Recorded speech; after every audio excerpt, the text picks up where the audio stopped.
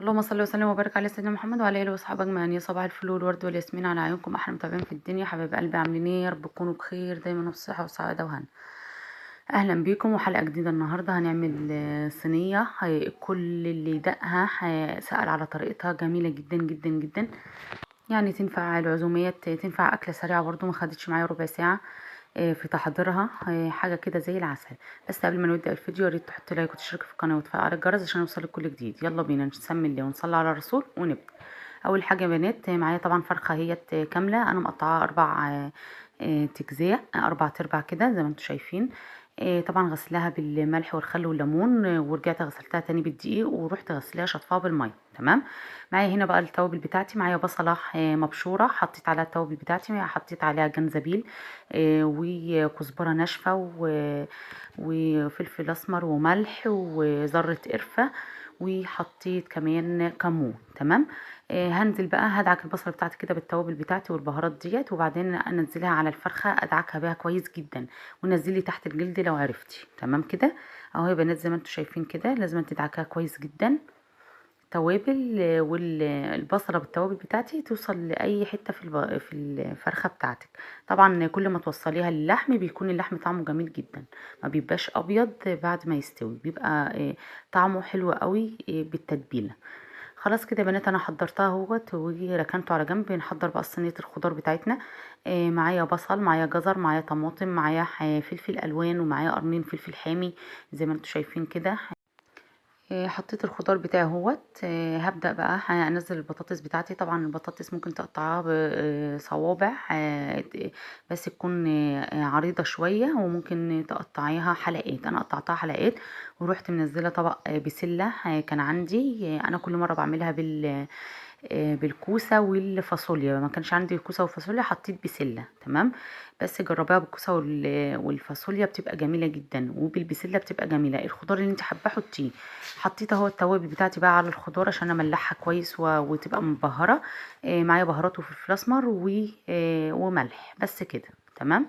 هبدا بقى اقلب الخضار بتاعي كويس اهوت بالبهارات بتاعتي ديت زي ما انتم شايفين كده. صلوا على الرسول بقى واذكروا الله. اهو يا بنات زي ما انتم شايفين كده، مفيش اسهل من كده. معايا معلقتين صلصه كبار، حطيت عليهم كوبايه ميه ونزلتها على الصينيه بتاعتي. طبعا الصلصه من البيت او يعني جاهزه، اللي انت حباه حطيه، بس يستحسن من البيت عشان صلصه البيت بتبقى كلها يعني ما بتبقاش خفيفه زي اللي بره، بتبقى تقيله وبتبقى حلوه كلها طماطم يعني. خلاص كده اهوت نزلت الفراخ بتاعتي اهوت.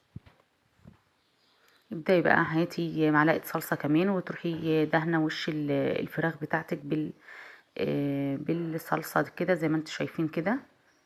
ادينيها كويس عشان وشها طبعا يحمر ويبقى زي العسل بعد ما تستوي. خلاص كده اهو يا بنات انا مشغله الفرن في الحاله ديت لفيت بورق زبده وبعدين ورق الومنيوم اهوت بتاع اللحمه. طبعا الفرن شغال على درجه حراره 250 اعلى حاجه يعني. اول نص ساعه، وبعد نص ساعه بتهدي النار ويستوي براحته. تمام. خلاص اهوت يا بنات اخر 5 دقايق بقى ولا 10 دقايق بتروحي شايله الورق اللي احنا حطيناه، الورق الالومنيوم والورق الزبده عشان ياخد وش من فوق وزي العسل على قلبكم، حاجه كده عسل. طبعا اي صينيه فراخ في الفرن بتاخد ساعه كامله. تمام. ساعه الا ربع بتبقى خلاص استوت معايا، واخر 10 دقايق يعني بتحمري الوش وخلاص على كده زي العسل معايا. تحفه يا بنات، وكانت طعمها حكايه حكايه تحفه. ممكن تعملي جنبها بقى رز بشعريه، رز ابيض، رز بسمتي، اللي انت حباه اعمليه. رز حبه وحبه اللي انت حباه اعمليه، بيبقى زي العسل معاكي. شايفين الجمال؟ تحفه تحفه. شكله شاهي جدا. طبعا النور كان قاطع في الحاله ديت، يعني هو احلى من كده بكتير كمان، زي العسل.